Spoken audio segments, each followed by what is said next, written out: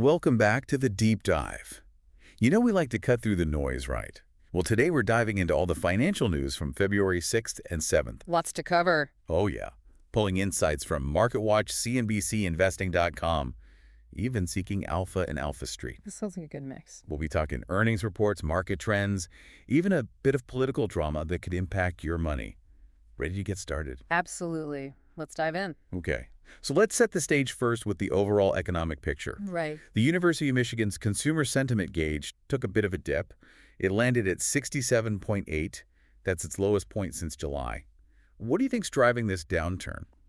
Well, it seems like anxieties about inflation are playing a big role, especially with the potential for those new tariffs hanging over everyone's heads. Yeah, those tariffs are a big question mark. For sure. And the University of Michigan's survey actually pointed to a sharp increase in what consumers think inflation will be in the coming year. So consumers are worried about rising prices. Makes sense.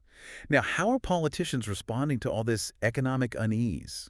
Well, the White House called the January jobs numbers weak, and they put the blame on former President Biden's policies. It's always interesting to see how those political narratives play out, right? Absolutely. This kind of finger-pointing happens all the time in politics. Yeah. But it doesn't always help solve the actual problems. True enough.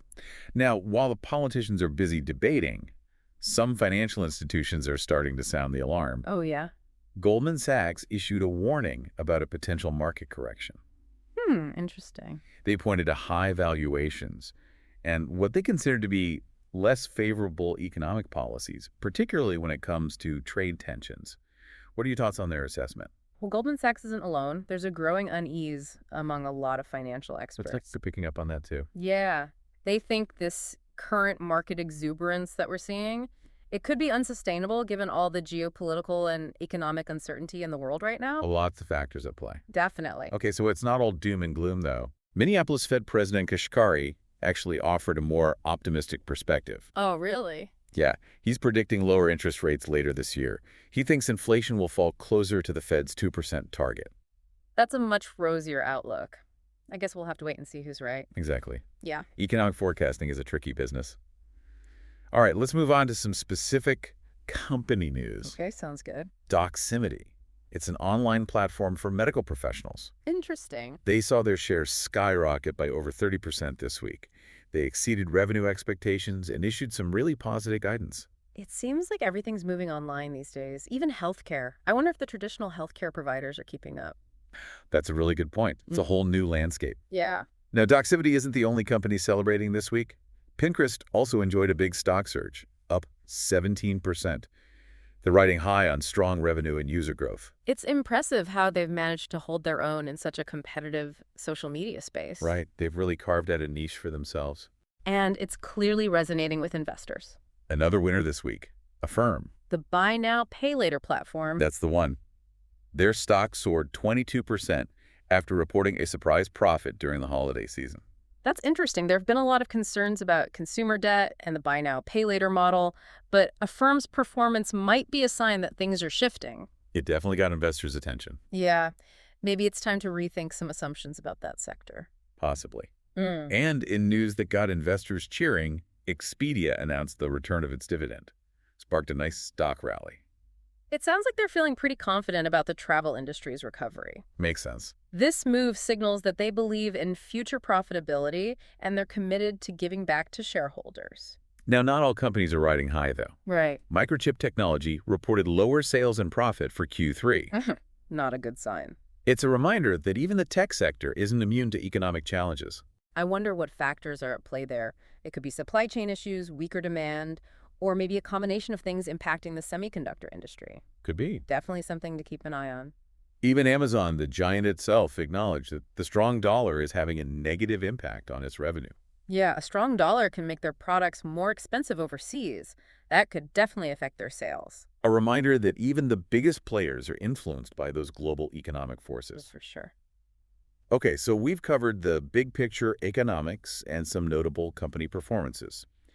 Now let's shift gears and talk about personal finance and investment advice. Okay, good idea. MarketWatch featured some interesting personal finance dilemmas this week. I bet a lot of our listeners can relate to these. I'm sure. One reader asked whether an 85% stock allocation is too risky for a couple in their 50s. That's a common question. As people get closer to retirement, they start thinking more about risk. It's a valid concern. 85% stocks might have been fine when they were younger. Yeah, but their goals and risk tolerance probably change as they get closer to retirement. Exactly. Another reader was dealing with a tricky family situation. Her husband was secretly giving money to their adult daughter, who's not exactly financially responsible. Oh, wow. Tough spot. Definitely. Situations like this show how personal finance and family relationships can get intertwined. It's not always easy to separate the two. No, it's not. Sometimes financial decisions become very emotional. It's true.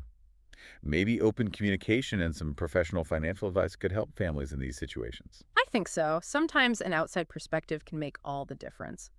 So speaking of investments, Bill Ackman, pretty big investor, Oh, yeah. he just revealed a huge stake in Uber, over $2 billion. Wow. That's a big bet on the ride-hailing giant. Yeah. What do you think he sees in Uber? Well, it seems like he's betting on Uber's growth, ride sharing, of course, Right. but maybe expanding into other areas too, like food delivery, maybe even those self-driving cars eventually. Makes sense.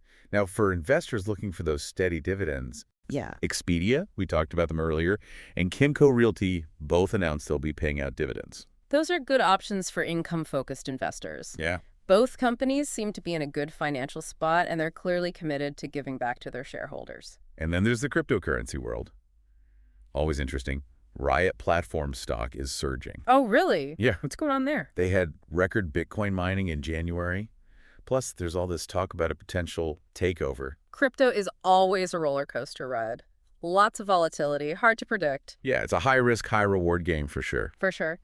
Now, for folks following Solana Vanek, the investment management firm, they predict it could hit $520 by the end of 2025. Wow, that's a big jump. Yeah, it is. But remember, crypto can change so fast. True. Solana has potential, but investors need to be cautious. Those valuations can swing wildly. Agreed.